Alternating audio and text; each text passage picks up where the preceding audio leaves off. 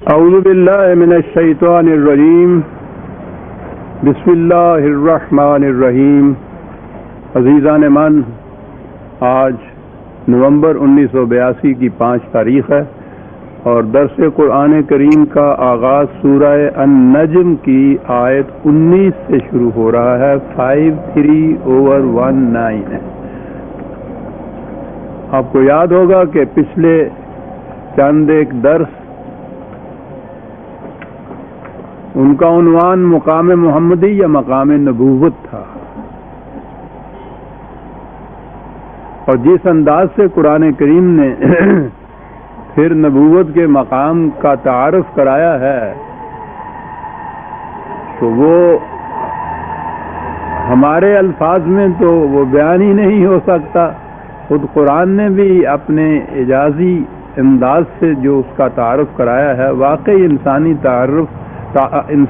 ذہن یا شعور جو ہے وہ آسمان کو چھونے لگ جاتا ہے. اتنی بلندیوں کے اوپر یہ مقام تھا.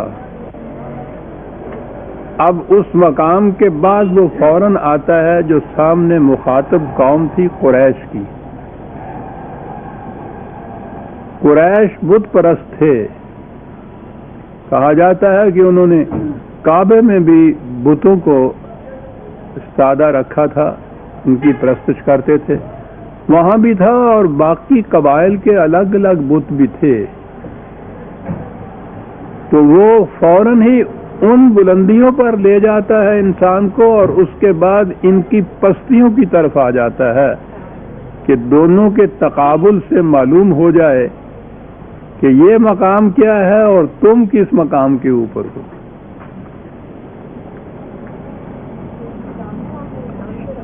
فوراً ہی وہ شروع کر دیتا اس چیز سے. یوں آج ہم اسے اچھی طرح سمجھ نہیں سکتے کہ وہ جو اتنا عظیم فلک پیما بلکہ عرش بوس مقام جو تھا، اس کے فوری بعد ہی یہ افرأیتم اللات والعزی ومناۃ الثالثۃ الاخری، کہ ان میں کیا ربط ہے. اس کے بعد ان کا ذکر آ گیا تو ربط تو یہی ہے کہ وہ قوم مخالف جو سامنے تھی، پہلی آیات بھی تو ان کے سامنے ہی پیش کی جا رہی تھی.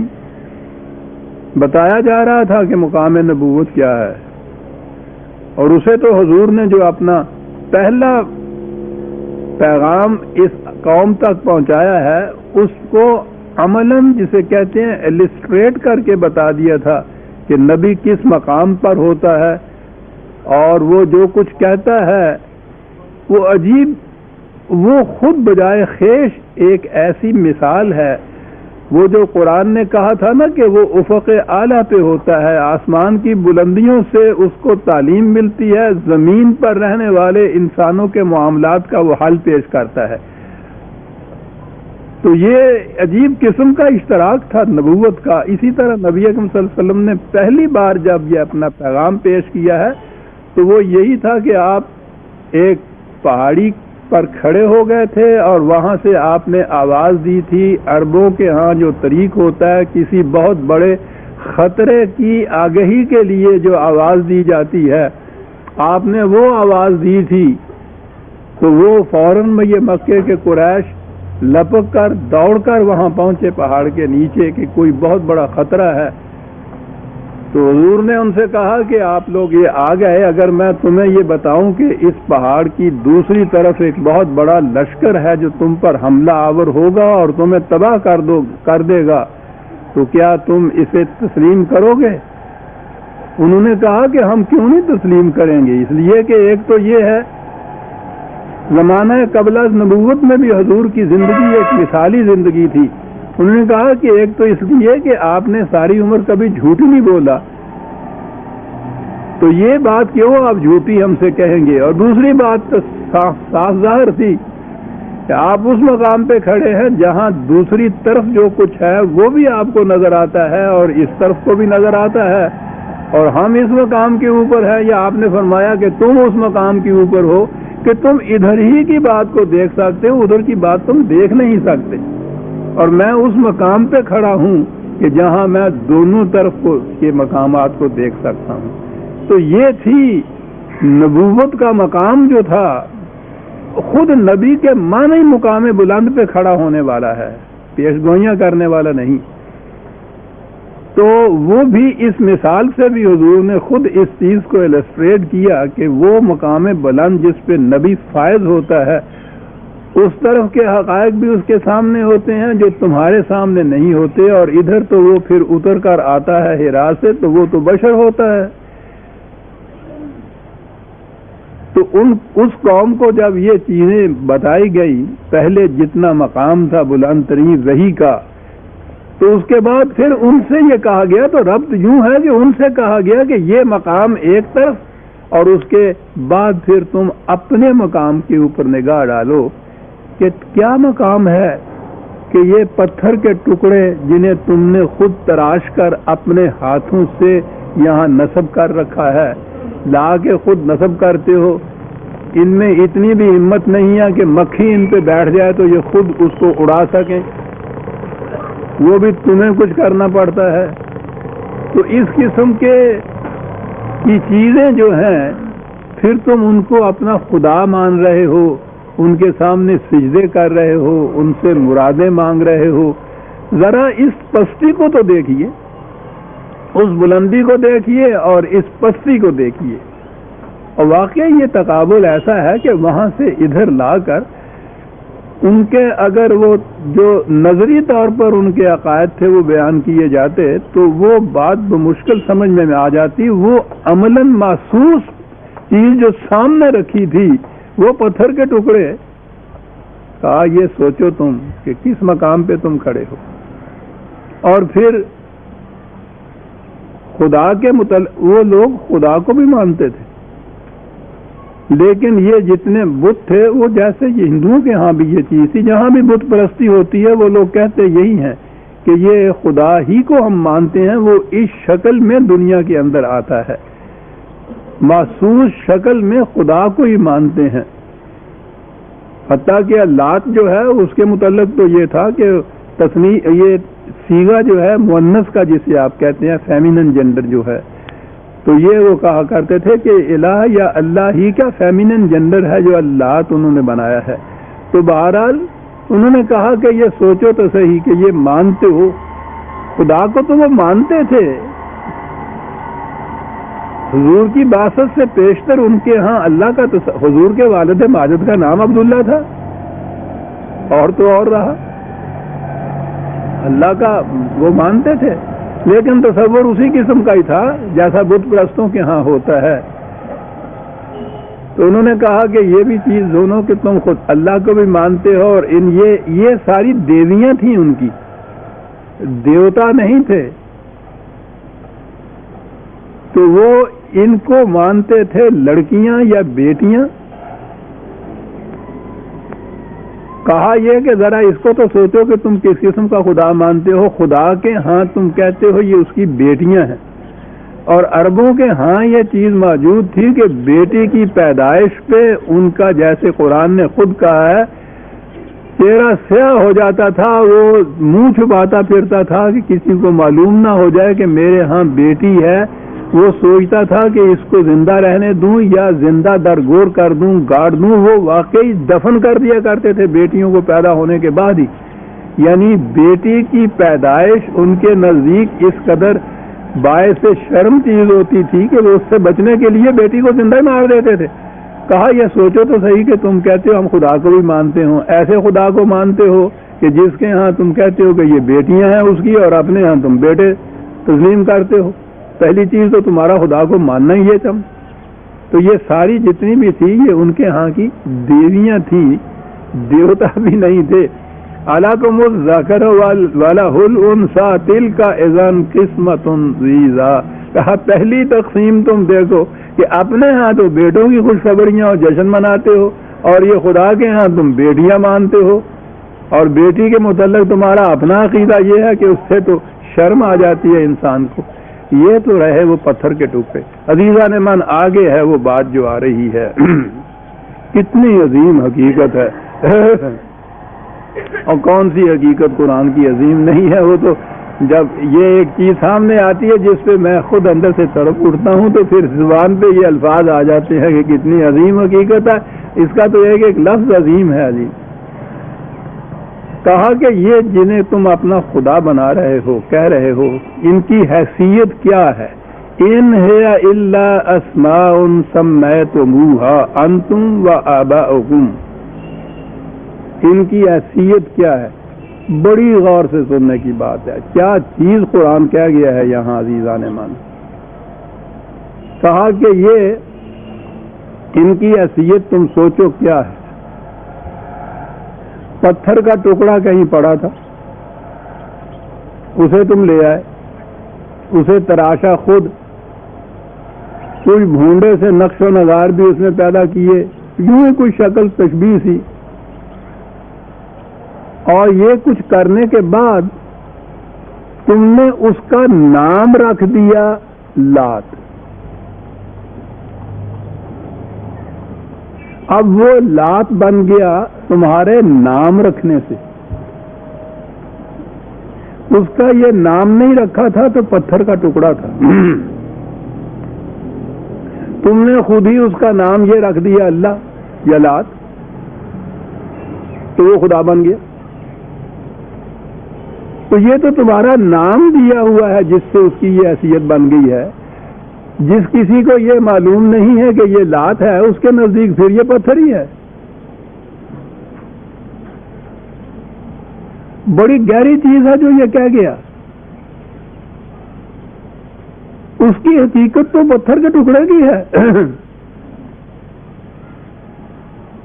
تم نے ایک نام اس کو دے دیا. اسی قسم کا ایک دوسرا تھا، اس کو تم نے مناد کہہ دیا، وہ یہ بن گیا. اب کسی کو اگر یہ نام اس کے معلوم نہیں ہے، وہ پتھر ہے ان کے نزدیک. تمہارے یہاں اگر یہ بھول جائے، اگلی نسل آنے والی کو معلوم نہ ہو کہ کیا نام تھے یا کیا صورت تھی، ان کے نزدیک پھر پتھر ہے. تو گویا ان کی جو انٹرنسک جو حقیقت ہے ان چیزوں کی، وہ تو وہی ہے جو پتھر کے ٹکڑے ہوتے ہیں. نام تم نے ایک ان کا رکھ دیا تو اس کی بنا پہ یہ ساری ان کی عظمت جو تھی وہ قائم ہو گئی. نام ہٹا دیجئے ان کا، یہ پتھر کے پتھر رہ جائیں گے.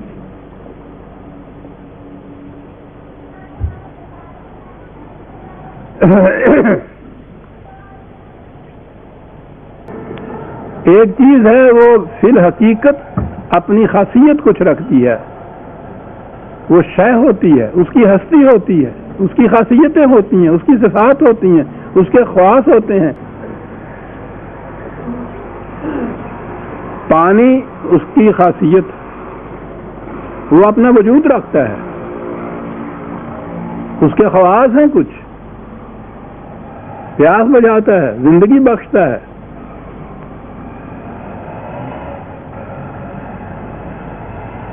ہمارے ہاں اس کا نام پانی ہے.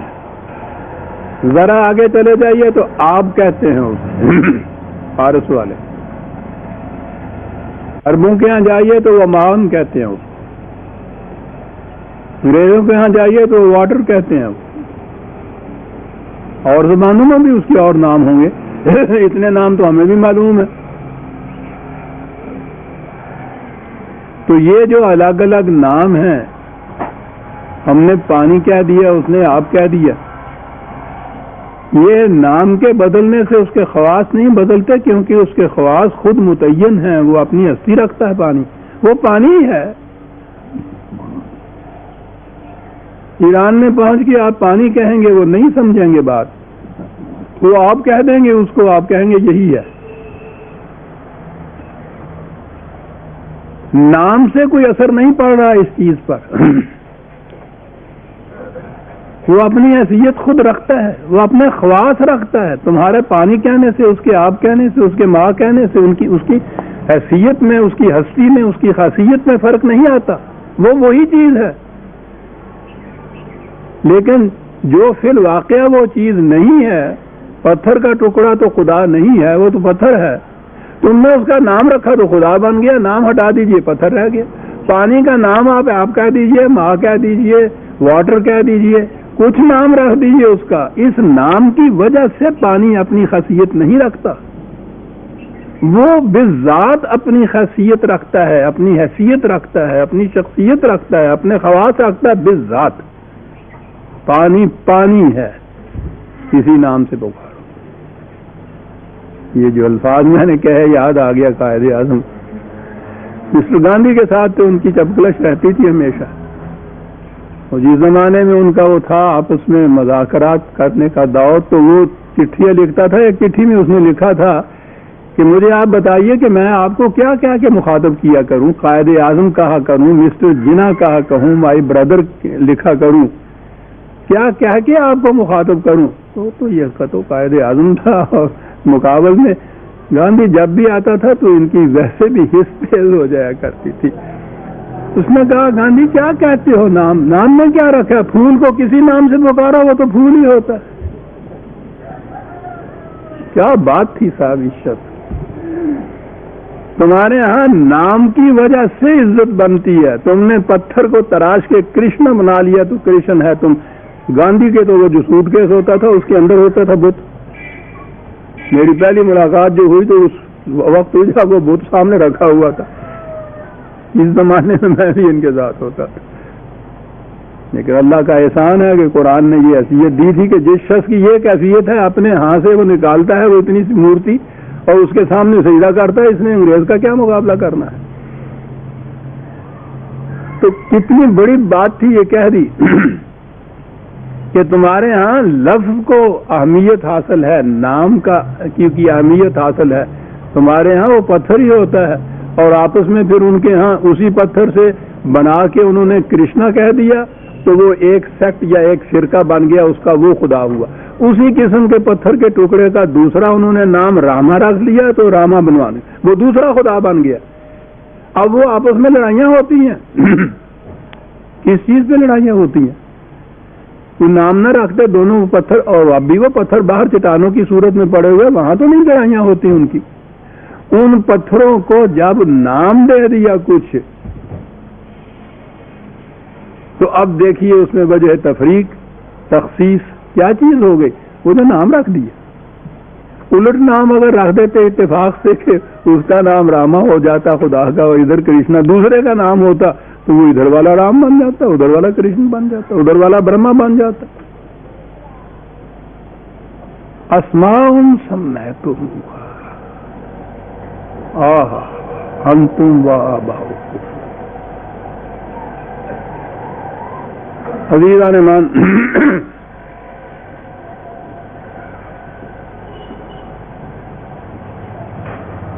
ہم مطمئن ہیں، فخر سے کہتے ہیں کہ بہرحال ہم بت پرست نہیں ہیں۔ بہت اچھی بات ہے۔ جو قرآن نے کہا ہے کہ بہت سے تم میں سے مومن کہلاتے ہوئے بھی مشرک کے مشرکی ہوتے ہیں، کبھی سوچا بھی کہ وہ کون ہے جن کے متعلق یہ کہا گیا ہے؟ کہنے والا خدا ہے۔ کسی کے پیچھے نہ پڑ جائیے کہ ہمیں یہ تم نے کیا کہہ دیا، تم نے نہیں کہہ دیا، وہ خدا ہے جو کہہ رہا ہے۔ اور کسی کو بھی آپ نے یہ سنا کسی سے بھی جو اپنے آپ کو مسلمان کہتا ہے یا مومن کہتا ہے کہ وہ کہے کہ میں مشرک ہوں؟ وہ کہہ رہا ہے کہ ہوتے ہو تم۔ میں نہیں کہنا چاہتا، میں اپنے آپ کو نام پہ رکھنا چاہتا ہوں۔ سن، ایک قبر پتھر کی چونے کی، اس کا نام آپ نے رکھ دیا داتا صاحب۔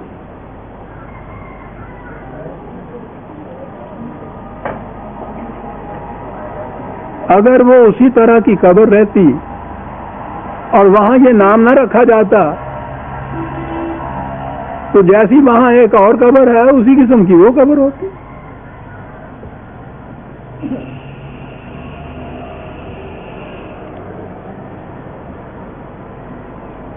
اتفاق سے اگر ایسا کبھی ہو جائے کہ جتنے بھی یہ داتا صاحب کا دربار کہنے والے ہیں داتا صاحب کی قبر وہ نہ کہیں، اس کو یہ مٹ جائے، اگلی جنریشن آ جائے، اس کو یہ معلوم نہ ہو، اس کے نزدیک وہ وہی چونے اور پتھر کی قبر رہ جائے گی۔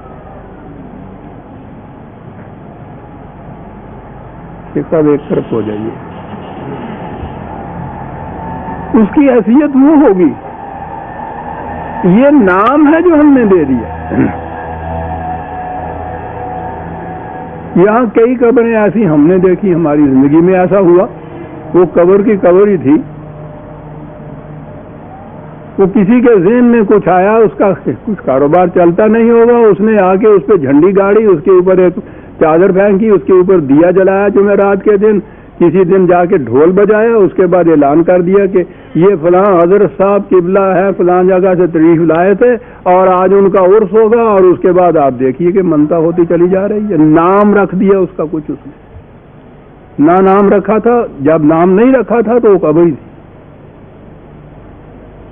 نام رکھ دیا دربار ہو گیا، نام ہٹا دیجئے قبر رہ گئی. آپ کو شاید یاد ہوگا مولانا احمد علی مرحوم، انہوں نے یہ کہا تھا کہ یہ جو داتا صاحب کا مزار ہے، یہ حقیقت میں دادا صاحب یہاں دفن نہیں ہے. ان کا مزار کچھ قلعے میں کوئی جگہ انہوں نے بتائی تھی کہ وہ وہاں دفن ہوئے تھے. تو اس زمانے میں تو یہ سارے متولی تھے نا، یہ اس بڑی ریاست جو ان کے نام کے ساتھ منسوب ہے، اس کے مالک وہ سارے تھے.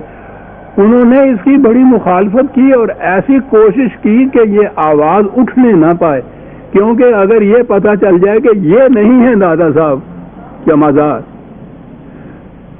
اس کے بعد یہ خالی قبر کی قبر رہ جائے گی، دربار رہے گا ہی نہیں.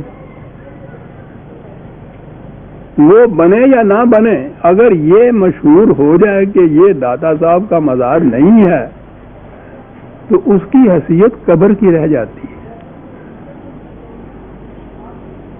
نام دے دیجئے، ساری عظمتیں اس میں ہوتی ہیں. کس چیز میں یہ عظمت ہے؟ سمیتموها اسماء سمیتموها انتم وآباؤکم. انتم کا تو ہم دیکھتے ہیں ہمارے سامنے جو قبریں دربار بنتی ہیں، اور آباؤکم جو چلے آ رہی ہیں. تو جو شے فی الحقیقت کچھ اور ہو اور اس کا نام دے کے اس کی عظمت کو بلند کیا جائے، نام ہٹا دیا جائے تو وہ باقی وہی کچھ رہ جاتی ہے. اصل چیز وہی ہے. مثال جو دی تھی قائد اعظم نے کہ وہ پھول ہونا چاہیے، کچھ نام اس کا رکھ دیجئے، وہ فی الحقیقت پھول ہے. دیکھنے کی بات یہ ہے کہ وہ فی الحقیقت کیا ہے. کہا یہ جن کو تم خدا بنائے بیٹھے ہو، جب تم نے ان کا نام نہیں رکھا تھا تو یہ پتھر تھے. آج یہ نام اگر ان میں سے ہٹا دیا جائے، کسی کو معلوم نہ ہو، تو یہ پتھر ہیں. کیونکہ فی الواقع یہ فی ذات ہی یہ پتھر ہیں، خدا نہیں ہے. اور جو فی الواقع خدا ہے، کیا بات ہے صاحب قرآن کی.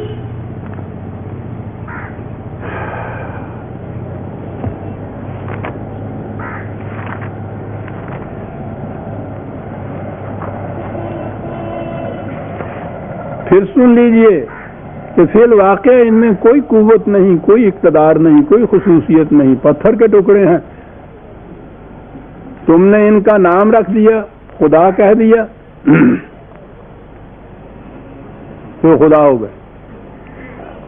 یہ نام نہ رکھو، پتھر رہ گئے. اس کا نام الٹ کے ادھر رکھ دیجئے تو پھر یہ لات کا منات ہو گیا، مناد کا نات ہو گیا. تو یہ فی الواقع تو ان کی یہ بات کچھ ہے ہی نہیں، یہ تو نام ہے. جو فی الواقع کچھ ہے، پانی ہے فی الواقع، پانی آپ کہیے، ماں کہیے، واٹر کہیے، پانی پانی رہتا ہے، اس کی خاصیت وہی رہتی ہے، اس کے خواص وہی رہتے ہیں. پھول پھول رہتا ہے، کسی نام سے اس کو پکار لیجئے. کہا کہ یہ تو ان کی حیثیت صرف ناموں کی ہے. ایک ذات ایسی ہے جسے خدا ہونا زیبا دیتا ہے. وہ فی الواقع اپنا وجود رکھتا ہے، اس کے وجود میں کے اندر خدائی ہے، اقتدار اس کی ذات کے اندر ہے. نام کی بات نہیں ہے. نام اس کے بھی الگ الگ کئی ہیں صفات کے اعتبار سے، یہ ہیں الگ الگ، لیکن قل ادعوا اللہ او ادعوا الرحمن 17/110 کہا نام کے اوپر تم ضد کرتے بحث کرتے، نام کی کیا بات ہے؟ ایما تدعو فلہ الاسماء الحسنی، اسے کسی نام سے پکارو، خدا خدا ہی رہتا ہے۔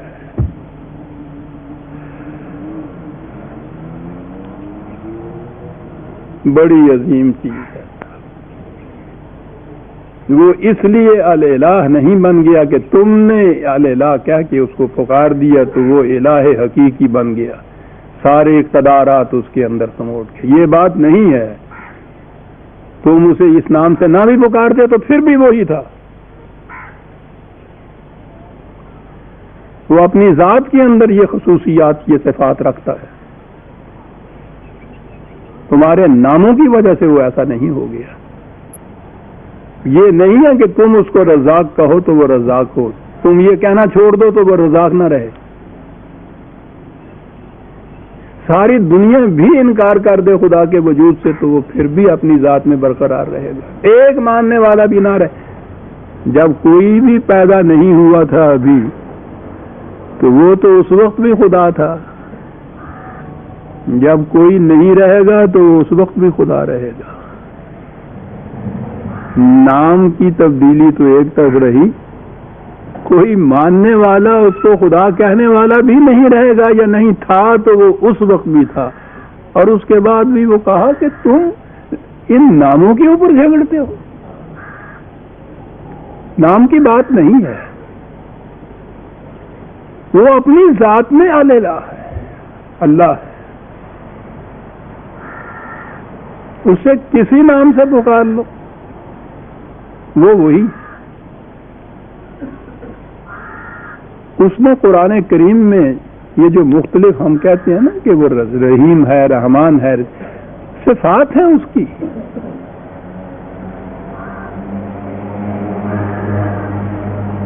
یہ اگر تم نہ بھی کہو پانی کے متعلق کا پیاس بجھاتا ہے، نہ بھی مانو تم تو پیاس بجھائے گا وہ جب تک پانی ہے اس کی یہ خصوصیت باقی ہے۔ ساری دنیا میں مل کے کہتے پانی پیاس نہیں بجھاتا تو پھر بھی انکار نہیں کیا جا سکتا، خدا خدا ہی رہتا ہے، کیونکہ وہ تمہارے دیے ہوئے ناموں کی وجہ سے ایسا نہیں بن گیا ہوا، وہ بذات ایسا ہے۔ آپ نے غور فرمایا کہ کیا بات کہہ گیا، ادھر ان سے کہا کہ یہ ان ہی الا، کیا بات ہے اس انداز کی، اس کے سوا کچھ اور ہے ہی نہیں کہ تم نے ان کا نام یہ رکھ دیا تو یہ بن گئے۔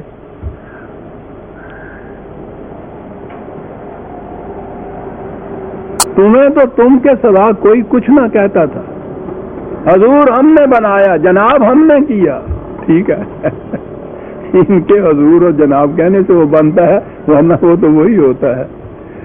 وہ ذات ایسی نہیں ہے کہ ہمارے جناب و حضور کہنے سے وہ ایسے بن جائے، وہ اپنی ذات میں ایسے۔ دونوں میں فرق آپ نے دیکھیا کہ خدا کے بھی اسماء ہیں، ان کے بھی اسماء ہیں،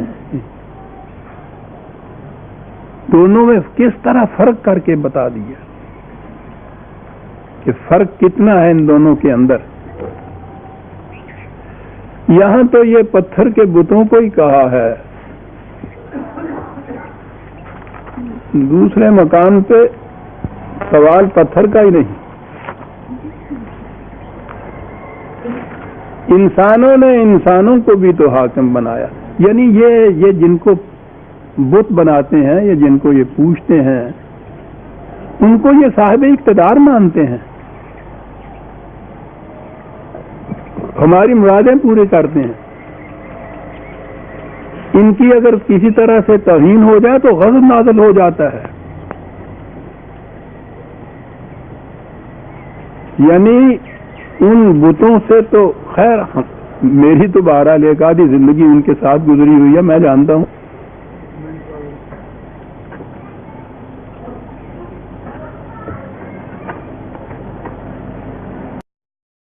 ہو جاتا ہے. یعنی ان بتوں سے تو خیر میری تو بہرحال ایک آدھی زندگی ان کے ساتھ گزری ہوئی ہے، میں جانتا ہوں.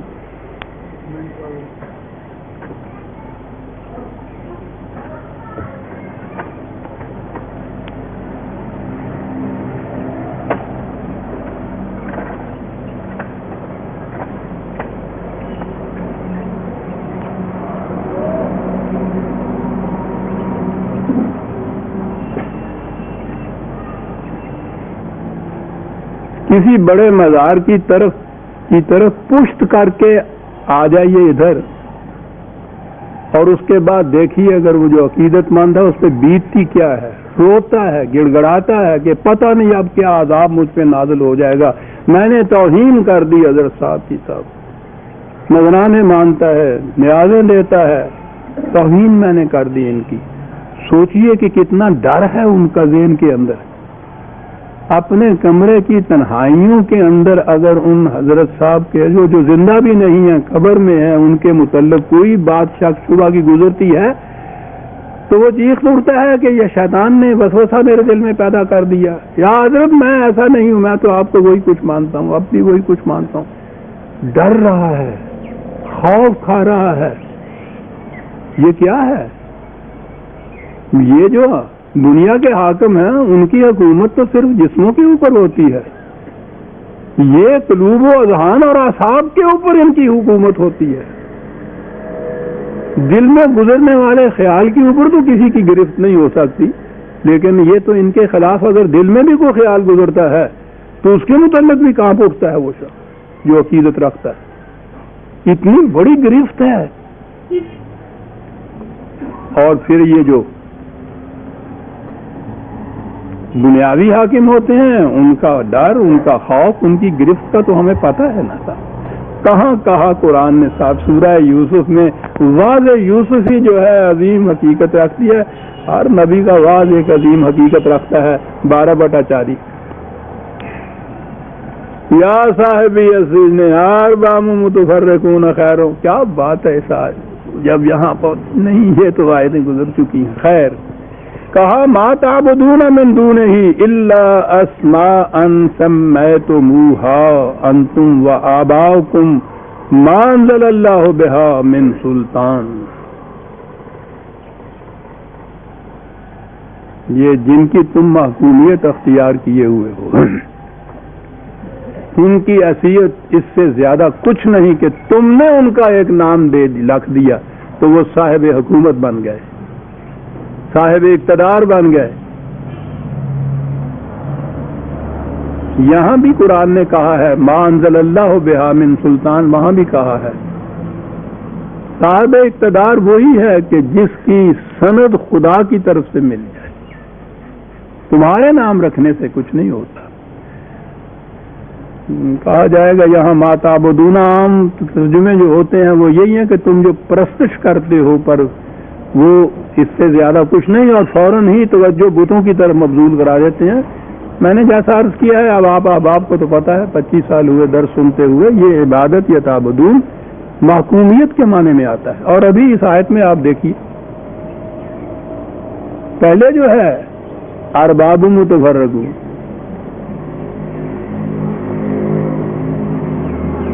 یہ نام ہیں جو تم نے رکھ لیے ہیں. ان الحکم الا للہ، بتا دیا تعبدون کے معنی کیا ہے. حق کے حکومت صرف خدا کو حاصل ہے، کسی انسان کو نہیں.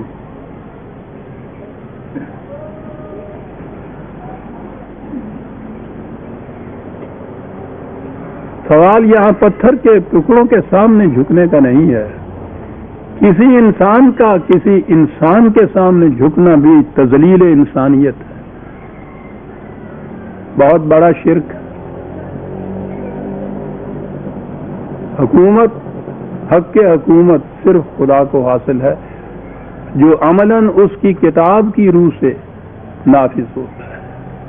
خدا کی حکومت اس کی کتاب کی حکمرانی کا نام ہے. عزیزان من، عام انسان تو ایک طرف رہے، اس نے تو کہہ دیا کہ ما کان لبشر ان یؤتی اللہ الکتاب والحکم والنبوۃ ثم یقول للناس کونوا عبادا لی من دون اللہ. کسی انسان کو اس کا حق نہیں پہنچتا، خواہ اسے حکومت حاصل ہو، قانون حاصل ہو، نبی بھی کیوں نہ ہو، کہ وہ کسی دوسرے انسان سے کہے کہ تم اللہ کے نہیں میرے بندے بن جاؤ.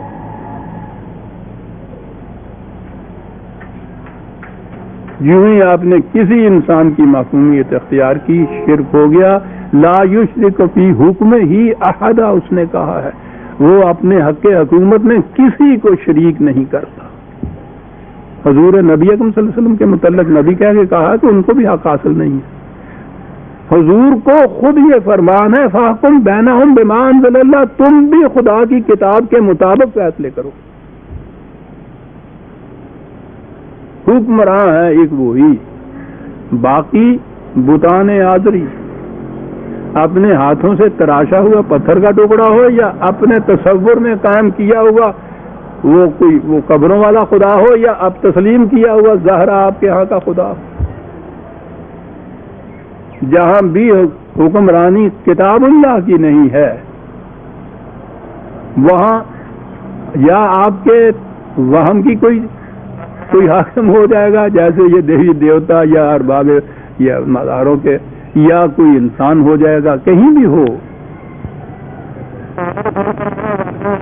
باقی جتنے بھی ہیں وہ قرآن کہتا ہے، یا کہا ہے نا کہ یہ اسمان ہے، نام رکھ لیے تم نے. حق حکومت تو اسی لیے وہ الہ جو اپنی ذات کا نام اس نے اللہ کا کہا ہے، تو وہ یہی الہ کے معنی صاحب اقتدار کے ہیں.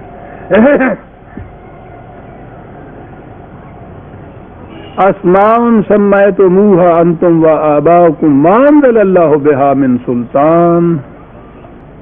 دلائل سے ویسے تو یہ بت پرست بھی سمجھیے تو کچھ دلیلیں دیتا ہے، تو ہر انسان جسٹیفیکیٹری ریزن جسے کہتے ہیں یہ چیزیں تو ہر ایک پیش کر دیتا ہے اپنے مسلک کے حق برسر حق ہونے کے لیے. کہتا نہیں، دلیل اور سند وہ ہے جو خدا کی دی ہوئی ہے. خدا کی سند پیش کرو کہ اس نے اس کو صاحب حکومت بتایا ہے، اس نے یہ کہا ہے کہ اس کے سامنے جھکو، پھر تو یہ بات ہے. تمہاری اپنے دی ہوئی دلیلیں نہیں ہیں. اور خدا نے کوئی اس قسم کی سند دی ہی نہیں کہ غیر خدا جو ہے اس کا بھی حق ہے حکومت کا. إِن يَتَّبِعُونَ إِلَّا الظَّنَّ وَمَا تَحْوِي الْأَنفُسُ. یہ ظن انسانی ذہن کی تراشیدہ چیزیں جتنی بھی ہیں جو حقیقت نہیں رکھتی. میں نے ابھی عرض کیا تھا نا کہ ایک تو چیز ہے کہ پانی ایک حقیقت ہے، جب وہ پانی ہے تو اس کے وہ خواص بھی اس کے اندر موجود ہیں جو خدا نے عطا کیے ہوئے ہیں. وہ ظنی چیز نہیں ہے، وہ حقیقی ایک شے ہے. لیکن یہ چیز کے پتھر کے ٹکڑے کو تم نے خدا بنا لیا یا کسی انسان کو خدا سمجھ لیا، یہ تمہارے اپنے ذہن کا تراشیدہ ہے. فی الحقیقت ایسا نہیں ہے. تو جو کچھ بھی فی الحقیقت وہ نہ ہو جو اس کا نام رکھا گیا ہے وہ ظن ہوتا ہے. یقینی چیز نہیں ہے، یہ حقیقی چیز نہیں ہے. اور یہ ظن کیوں پیدا کرتے ہو؟ تمہارے جذبات کی تسکین ہو جاتی ہے اس سے. واہ واہ واہ، بات ساری یہ احساس، یہ جذباتی چیز ہے.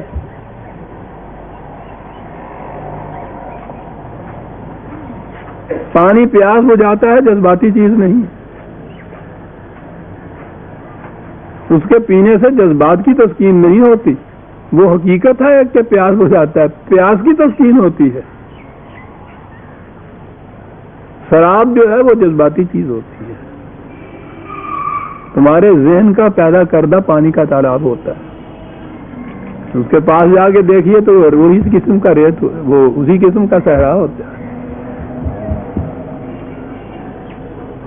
تو کہا یہ جتنی چیزیں تمہاری ذہن کی تراشیدہ ہیں جن کو تم نے خدا بنا رکھا ہے، صاحب اقتدار سمجھ رکھا ہے، وہ تم اس سے وہ کچھ پورا کرتے ہو تو تمہارے جذبات کی تسکین ہو جاتی ہے۔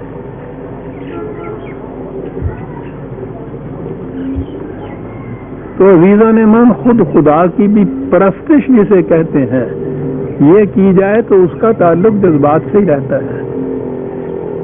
اس کی محکومیت اختیار کی جائے تو یہ جذباتی چیز نہیں ہے، پھر تو یہ عملاً ایک چیز آئے گی، اس کا حکم تمہاری اطاعت کی گئی ہے، وہ اطاعت تو اس کی خدائی کو تم نے تسلیم کیا ہے، اطاعت نہیں کی ہے تو اس کو تم نے خدا تسلیم نہیں کیا ہے، یہ جذباتی چیز نہیں ہے۔ مذہب جذباتی چیز ہوتی ہے، اس میں جو بھی تم پرستش کی چیزوں کو رسوم جو اس میں تم ادا کرتے ہو جس قسم، اس سے تمہارے جذبات کی تسکین ہوتی چلی جاتی ہے۔ اس سے ہٹ کے پوچھا جائے کہ تمہیں کیا ملا ہے، بتا نہیں سکتے۔ ٹھنڈ پی جاندی ہے جی کلیجے نو، ٹھیک ہے جی، تیرے نو پی جاندی ہے، میرے نو تو نہیں پیندی۔ کیوں نہیں پیندی؟ میں نے اسے خدا نہیں تسلیم کیا ہوا، جسے تم نے خدا تسلیم کیا ہوا یہ جذباتی چیز ہے۔ پھر وہی ہمارا پنجابی زبان کا محاورہ، بڑی عجیب چیز ہے، پیر مانندیاں نو کھاندا ہے۔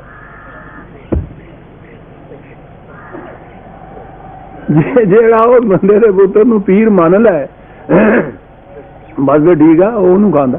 جیڑا انہوں بندہ ہی سمجھتا ہے انہیں کی کھانا ہے، وہ تو ٹکا نہیں دینا، چلو چل کام کر کچھ کما کے کھا۔ لیکن جس نے اس کو پیر تسلیم کر لیا، یہ کیا ہے؟ اسمان سب میں تم انتا ہوں آباؤکم، یا تمہارے باپ دادا نے کہہ دیا تھا کہ بڑے پیر جی آنے پے نے، تو یا تم نے تسلیم کر لیا ان کو۔ وہ تو عظیم الشان ہستی آپ کے ہاں کی کہتی انا بشرم مثلکم، پیر نہیں کہتا میں تہاڈے ورگا بندہ ہے جناب، وہ یہ کہہ دے تو دکانداری ختم ہوتی ہے۔ اور وہ جو کہتا ہے میں تمہارے جیسا بشر ہوں، اس لیے کہ اس کی دکانداری نہیں ہے، وہ کہتا ہے میں کوئی صلہ نہیں مانگتا تم سے، اس کا جو میں تم سے کہتا ہوں کوئی صلہ نہیں مانگتا۔ ہدایت وہی دے سکتا ہے جو صلہ نہ مانگے، دکانداری نہیں ہوتی۔ کیا بات زن کے ساتھ کہنا ما تحول انفس، یہ ساری جذباتی چیزیں ہیں جو تم مان رہے ہو۔ مذہب جذبات کے قائم ہوتا ہے عزیزان مان، الدین جو ہے وہ حقائق کے قائم ہوتا ہے، اس میں اطاعت کی ہے آپ نے خدا کے حکم کی جو عملاً موجود ہے کہ کی گئی ہے، تو وہ تو پھر خدا کو خدا ماننا ہے۔ مذہب کے اندر اگر اپنے طور کے اوپر ہی تم نے تسبیح کے دانے کے اوپر گننا شروع کر دیا، اللہ کا نام لے دیا، تمہارے جذبات کی تسکین ہو گئی، خدا کو تم نے الہ نہیں مانا۔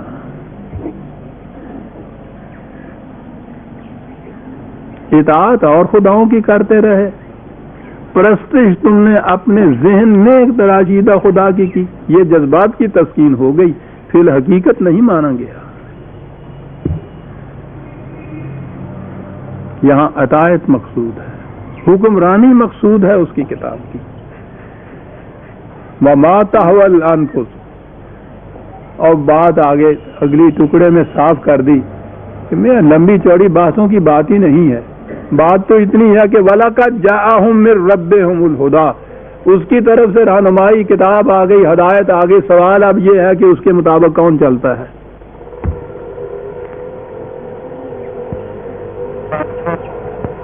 عملاً یعنی قرآن یہ نظری بات نہیں رہنے دیتا، یہ جو چیز ہے نا کہ یہ خدا کی حکومت، وہ ہمارے ہاں بھی جو آئین سب سے پہلے بنا تھا، غالباً اب بھی یہ ٹکڑا چلا آتا ہے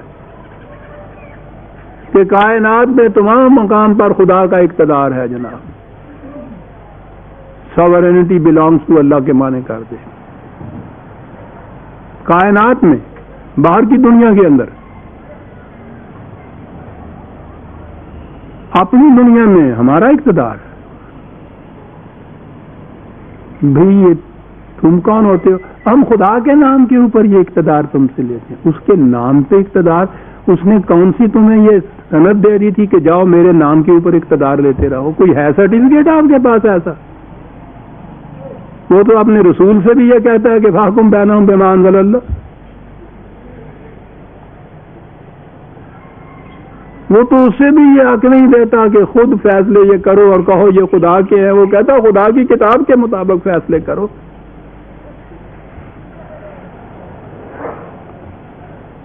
وَلَقَدْ جَاءَهُم مِّن رَّبِّهِمُ الْهُدَىٰ.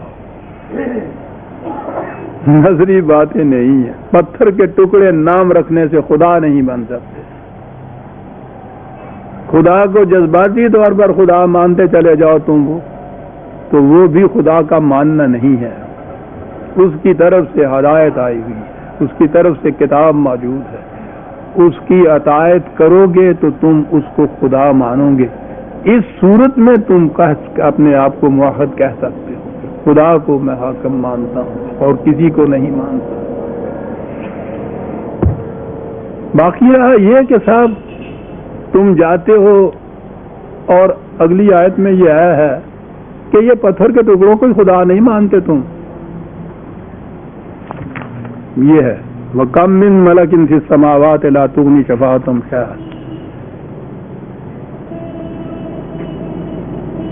قریب ترین تو یہ ہندو ہی تھے ہمارے جن کو ہم نے خود مطالعہ نہیں مشاہدہ کیا جن چیزوں کا. یہ جتنی فطرت کی قوتیں ہیں وہ ان کو بھی خدا مانتے تھے. بادلوں کو خدا، گرج کو خدا، چمک کو خدا، آگ کو خدا، گنگا اور جمنا کو خدا، گائے اور بیل کو خدا. اصل میں یہ قوم جب آئی ہے ادھر سے تو یہ گنگا جمنا کی تلائیوں میں جب سیٹل ہوئے ہیں تو زراعت ان کی اکانومی تھی، ایگریکلچر اکانومی تھی ان کے ہاں کی. زراعت پیشہ پہلے زراعت. تو جتنی چیزیں کھیتی باڑی کے لیے ممد و معاون ہو سکتی تھیں وہ خدا. گائے اور بیل خدا ہل چلاتے تھے. گنگا اور جمنا خدا پانی تھا. جہاں یہ دریا نہیں تھے اس لیے اندر دیوتا بارش خدا، بادل خدا، حرارت خدا، سورج خدا. یہ فائدہ دیتی تھی. جن سے ڈرتے تھے، شیر سے ڈرتے تھے، سانپ سے ڈرتے تھے، اس کے سامنے بھی ہاتھ جوڑ کے کھڑے ہو.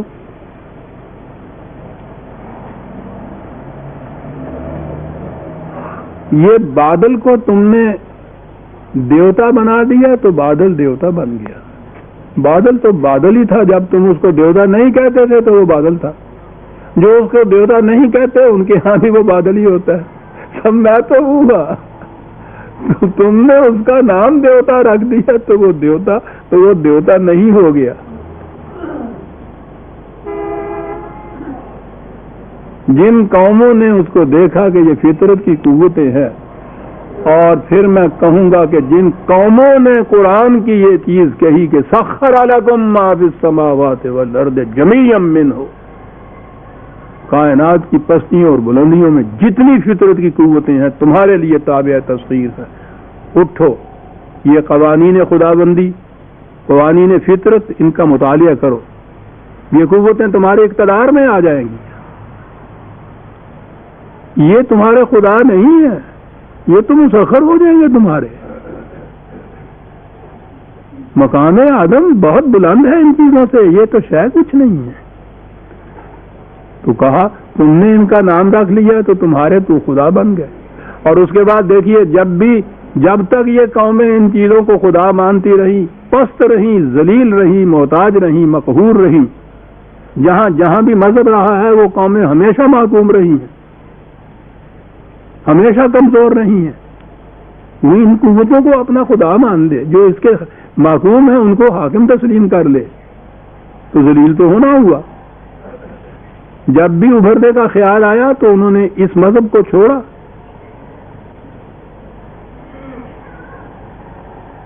سیکولرزم پہ ہی آ گئے. صحیح مقام آدم پہ تو آ گئے، کم از کم مقام مومن تو بہت بلند ہے، آگے جا کر آتا ہے، اس مقام پہ تو آ گئے، باقی قوموں کے زمرے میں تو شمار ہونے لگ گئے۔ لیکن پتھروں کو خدا بنانے والا، قبروں کو خدا بنانے والا، ذہنوں کے اندر ان کا خوف جو ہے اس کو سمانے والا، یہ قوم وہ سیکولرزم کی قوموں کے مقابلے میں بھی نہیں آ سکتی عزیز مان، ان کی بھی محتاج رہتی ہے کہ جائے کہ ساری دنیا سے منہ موڑ کر حنیفم وما انا من المشرکین، اعلان ابراہیمی حنیف، ہر طرف سے کٹ کے منہ موڑ کے میں صرف ایک ذات کی طرف جاتا ہوں، یہ ہے مقام مومن ہے۔ کہا تم جاتے ہو ان کی طرف اپنی مرادیں مانگنے کے لیے، ان کے ہاں ہر ایک مراد کے لیے الگ الگ دیوتے ہوتے تھے، کروڑوں کی تعداد میں ہیں یہ دیوتے جتنے بھی ہوتے ہیں، اربوں کے ہاں بھی بہت سے دیوی دیوتا ہوتے تھے، یہ تو بڑے بڑے تھے، کہتے ہیں کہ وہ کعبے میں 365 کے قریب بت تھے۔ خیر وہ یہ تو ہو نہیں سکتا 365 اس قسم کے پتھر کے ٹکڑے، وہاں تو اتنی گنجائش ہی نہیں ہے کہ رکھ سکیں، ممکن ہے ان کی وہ تصویریں بھی بناتے ہیں نا، یہ ان کی بھی پرستش کرتے ہیں، تو بڑی تعداد میں ہوتے، ہر مراد کے لیے، ہر تقاضے اور ہر ایک مطلب کے لیے الگ دیوتا بنایا ہوا۔ کہا الگ مراد کے لیے الگ دیوتا بنا رہے تھے ہو، تو پھر تم یہ سمجھتے ہو کہ جو دل میں تمہارے طلب پیدا ہوئی اس طلب کے لیے اس دیوتا کے پاس چلے گئے تو وہاں سے یہ ہو گیا۔ کہا یہ ممکن بھی ہے، ام للانسان ما تمنا، کیا یہ ممکن بھی ہے ہر فرد کے لیے کہ جس چیز کی بھی وہ تمنا کرے وہ پوری ہو جائے؟ کیا تمہارے ہاں یہ ہوتا ہے؟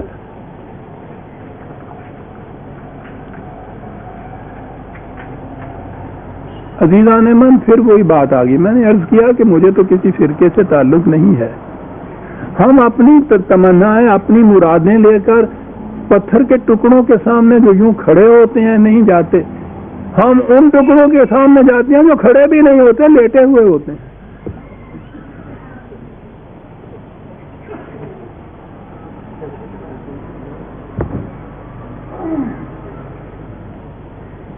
وہ تو اس قوم کو کہتے ہیں کہ یہ ناداں جھک گئے سجدے میں جب وقت قیام آیا، اور ہم تو پرستش ان کی کرتے، اپنی مرادیں لے کے جاتے ہیں ان کے پاس کہ جب وہ فوت ہوئے تھے مردہ بدست زندہ، وہ ہمارے ہاتھ میں تھے، جو جی میں آئے ہم ان کے ساتھ کرتے۔ کسی نے آج تک سنا ہے کہ وہ مرنے کے بعد ان کی جو لاش مبارک تھی اس کے متعلق انہوں نے کہا کہ وہ نہ آئے، ٹھنڈا پانی نہ پاؤنا، گرم پانی سے نہ لانا، یا مجھے یہاں دفن نہ کرنا، مجھے یہ کچھ نہ کرنا؟ سوال ہی نہیں، مردہ بدست زندہ، ان کے ساتھ تو جو کچھ جی میں آپ آئے اپنی مرضی کے مطابق کریں۔ یوں ہی آپ نے ان کو 1000 من مٹی کے نیچے دبا دیا، اب وہ تمہاری تمام تقدیروں کے اوپر حاکم ہو گئے، اب آپ اپنی مرادیں لے کے ان کے پاس جا رہے ہیں، میرے اللہ خدا کو ماننے والے۔ کہا کہ یہ کچھ ہوتا بھی ہے جو تم دے کے جاتے ہو تو ہر مراد پوری ہو جاتی ہے وہاں سے؟ چلیے ہر پوری ہو جائے پھر بھی فریب میں آ جائے، نہیں پوری نہیں ہوتی تو اس کے بعد وہ کیا کر رہے ہیں کہ جی وہ اس میں بھی تمہارا بھلا ہی ہے جو نہیں پوری ہو رہی۔ چلیے سر، پوری ہو جاتی جب بھی تمہارا بھلا تھا، نہیں پوری ہوتی تو جب بھی تمہارا بھلا ہے۔ انہوں نے تو دامن چھوڑنے ہی نہیں دینا نا، وہ وہاں جو ایک فوج بیٹھی ہوئی ہوتی ہے انہی قبروں کے اوپر جن کا روزگار چلتا ہے، روٹیاں چلتی۔ کہا یہ ہوتا ہے کہیں؟ یہ نہیں ہے، آؤ خدا کے نظام کے تابع زندگی بسر کرو، تمہاری موجودہ مرادیں تو ایک طرف رہی، آنے والی نسلوں کی مرادیں بھی پوری ہو جائے گی۔ فَلِلَّهِ الْآخِرَةُ وَالْأُولَىٰ، آؤ کبھی خدا کے اقتدار کے نیچے بھی آگے دیکھو، پرستش نہیں خدا کی، اطاعت جو ایک نظام کے تابع ہوتی ہے، اس کی کتاب کی حکمرانی، اس کے مطابق نظام قائم کر کے دیکھو، جس کی پہلی شرط یہ ہے کہ ہر فرد معاشرہ کی اور اس کی اولاد کی رزق کی ذمہ داری اس نظام پہ ہوتی ہے. اس سے بڑی مراد اور کیا ہو سکتی ہے؟ کہاں آؤ، ان کی پرستشیں کرتے ہو تم، خدا کی بھی پرستش ہی کرتے رہتے ہو. خدا کے نظام کے تابع آ کے دیکھو، پھر دیکھو کہ کس طرح سے حال بھی تمہارا سنورتا ہے اور مستقبل بھی کس طرح سے تمہارا خوشنود ہو جاتا ہے. ہاں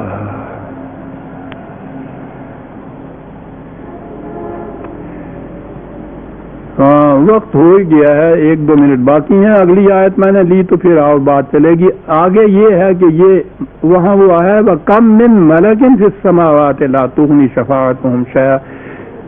ملک کا لفظ تشریح طلب آ جائے گا، اس میں وقت لے گا. شفاعت کا لفظ آ جائے گا، تشریح طلب ہے. اور وہ تشنہ تشریح اگر چھوڑ دیا جائے درس میں کسی چیز کو تو اگلا ہفتہ آپ کا جو ہے وہ شکوک و شبہات میں گزرتا ہے. تو میں اس لیے وہاں نہیں آپ کو لٹکتا چھوڑنا چاہتا، اس کو لیں گے ہی ہم اگلے درس میں خدا چاہے تو. آج وقت ہو گیا. سورہ النجم کی آیتیں تو آج 2 کی ہوئی لیکن کام کی بات ہو گئی. 25ویں تک ہو گئی، 26ویں ہم آئندہ لیں گے. ربنا تقبل منا انک انت السمیع العلیم. شکریہ.